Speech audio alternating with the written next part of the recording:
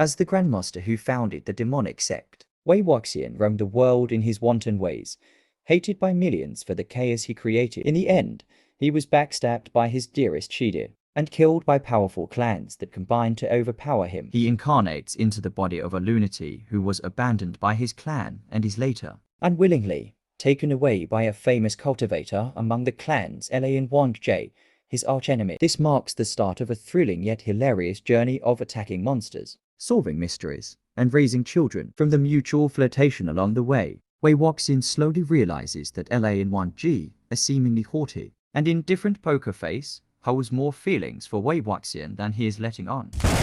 Great news! Wei Wuxian has died. Less than a day has passed since the siege in Luanzheng Hill, and the news spreads through the cultivation world as if it sprouted wings, surpassing even the speed of warfare. For a while, from the most prominent clans to rogue cultivators, everyone is discussing the siege that was led by the 4 great clans and followed by hundreds of smaller ones. The Wailing Patriarch has died. Who could have killed him? Who other than his Shidi, Jiangcheng, putting an end to his own relative for the greater good Jiangcheng led the 4 clans of Yanming Jiang, Lingjin, Guzilin, and Qinghani to destroy his den Luanzheng Hill. I must say, good riddance. Good riddance indeed. We finally eliminated this scourge. If not for the Yunmengjiang clans adopting and teaching him, he would have been a hobo living on the streets, let alone causing mayhem as bold as the ones these days. The head of the Jiang clan raised him as her own child, yet he defected them and became the enemy of the cultivation world,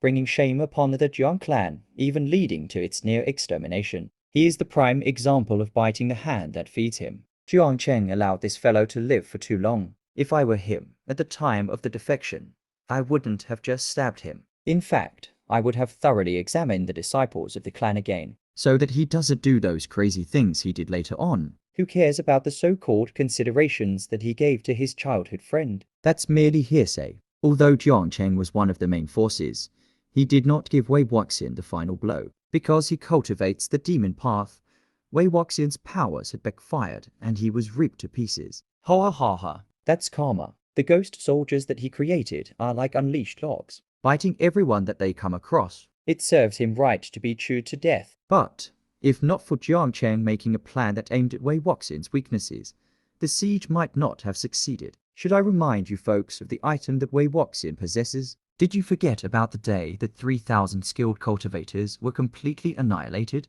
I heard that it was more than 3,000, possibly 5,000. He is most certainly out of his mind. It's a good thing that he destroyed that evil weapon before he died. Otherwise, if it was left in this world to harm humankind, his sins would have been worse. Oh well, you know, back then, Wei Wuxian was one of the most promising cultivators, coming from a highly distinguished clan and finding success at a young age. How on earth did he end up where he is now?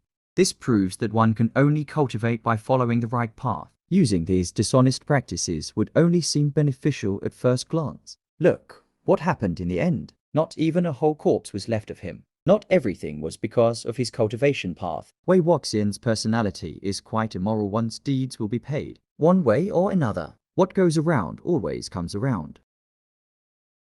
After Wei Wuxian's death, the period is drawn on the topic. The discussions of the people are mostly the same, with a few unconventional opinions being brought down immediately. However, the elephant in the room stayed in the back of everyone's mind. Nobody could summon Wei Wuxian's soul, which meant that his soul had disappeared. It might have been torn apart by the millions of ghosts that devoured him. Or it might have escaped. If it was the first, then all is well. Then again, nobody doubts the fact that the Wailing Patriarch has the power to move mountains and empty seas. If it was the last, his soul would eventually return to revive in his body. When the day comes, the cultivation world, or even all of mortal land, would be faced with the most insane damnation and revenge, sinking into nothing but chaos and despair. The various clans set 120 stone beasts on top of Luanzheng Hill and initiated frequent soul-summoning rituals, followed by heightened vigilance and searches for strange occurrences from all over the world. In the first year,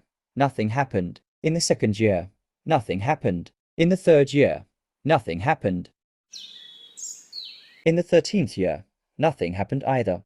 More and more people were starting to believe that, maybe, the Wailing Patriarch actually perished. Even if he was capable of turning the world upside down, It was finally his turn to be toppled over. Nobody would remain at the top for all of eternity. Legends are only legends.